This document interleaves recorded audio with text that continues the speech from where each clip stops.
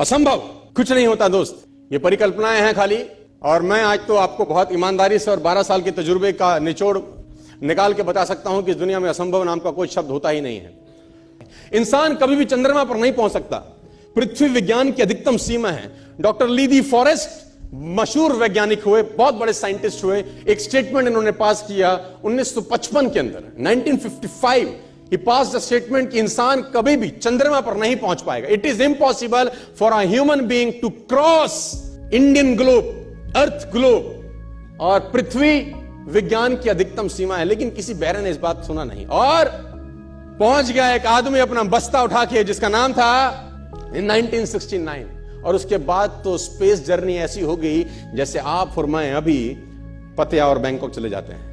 Lord kelvin बहुत बड़े scientist हुए, उनका स्टेटमेंट आया कि सिर्फ पक्षी उड़ान भर सकते हैं, हवा से भारी मशीन का उड़ान भरना असंभव है। इट इज इम्पॉसिबल कि हवा से कुछ भी भारा हो और वो उड़ सके, क्योंकि ग्रेविटी उसको गिरा देगा। लेकिन तमाचा मारा इन लोगों ने, तमाचा मारा और लिख के दिया कि हमने साइकिल के स्पेयर पार्ट से इंसानों को पक्षी बना दिया, साइकिल के स्पेयर पार्ट से इंसानों को पक्षी बना दिया। 16 साल लगे राइट ब्रदर्स को जहाज का निर्माण करने में। लेकिन इन लोगों ने उसकी बात नहीं सुनी कि जो कहते थे कि वायु का सिद्धांत तुम्हारे विपरीत है। यह बात भंवरे को कही जाती थी कि भंवरा वायु के सिद्धांत के कारण कभी जीवन मोड़ नहीं सकता, क्योंकि उसके पंख उसके शरीर से हल्के रहते हैं। लेकिन भंवरा साला किसी स्कूल में गया नहीं आज तक। माई doctor told me I will never walk again. मेरे डॉक्टर ने मुझे कहा कि तुम कभी चल नहीं सकोगी। My doctor told me you will never walk again. My mother told me I would, and I believed my mother rather than doctor. Wilma Rudolph एक ऐसी एथलीट हुई जिनको पोलियो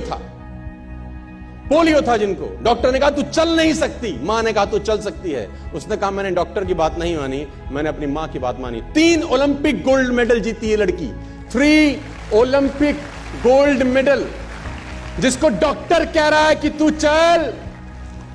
लेकिन मां क्या बोलती है? मैं आपको उदाहरण देना चाहूंगा सर। बहुत छोटे थे अल्बर्ट आइंस्टीन, दुनिया के महान वैज्ञानिक में से एक हुए, मंद बुद्धि कहा जाता था। 8 साल के थे, घर पहुंचे, मां को चिट्ठी दिया। When he was 8 year old, came to his home, given letter to his mother. मां को एक चिट्ठी दिया, मां ने वो चिट्ठी पढ़ा। 8 साल के थे और चिट्ठी में प्रिंसिपल का खत था उसकी मां के नाम। प्रिंसिपल ने ये लिख के भेजा कि आपका बच्चा विलक्षण प्रतिभा का धनी है, ग्रेट पावर है इसके अंदर, क्योंकि बहुत बड़े साइंटिस्ट बने, बड़े हो गए। मंद बुद्धि बचपन में समझा जाता था। आपका बच्चा विलक्षण प्रतिभा का धनी है, इसके अंदर असीम संभावनाएं हैं। तो हमारा स्कूल, हमारी मैनेजमेंट, हमारी फैकल्टी, हमारा टीचर इस लायक नहीं है कि हम आपके बच्चे को अच्छी शिक्षा दे सकें। तो it's better for you to take care of your son. आप अपने बच्चों को अपने घर में पढ़ाइए, हम लायक नहीं है कि आपके बच्चे को पढ़ा सके।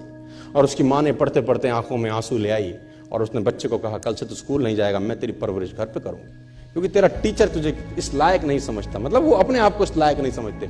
बच्चा खुश हुआ, मोटिवेट हो गया और लग गया। उसकी मां का निधन हो गया। वो अल्बर्ट आइंस्टीन बहुत बड़े साइंटिस्ट हो गए।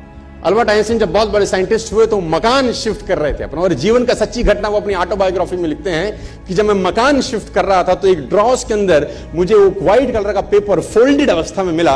मुझे समझ नहीं था कि क्या है। मैंने उसको फोल्डिंग अवस्था से मिट्टी को हटा के जब खोला तो वो उस टीचर का लेटर था जो बहुत साल पहले टीचर ने मेरे हाथ में दिया था और मैंने अपनी मां के हाथ में रखा था। अब वो बड़ी उत्सुकता के साथ उस खत को पढ़ने लगे। जैसे उन्होंने खत पढ़ना शुरू किया और वो जार जार होके रोए।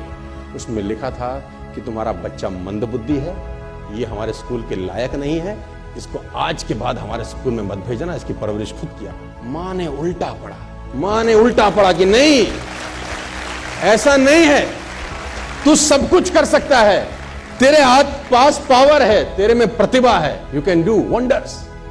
दोस्तों, इस दुनिया में किसी की बात मत सुनना। नेवर एवर बिलीव एनीबॉडी कि जो तुमको बोले कि तू नहीं कर सकता, कान पे मारना, बोला साले तू नहीं कर सकता, हम करेंगे।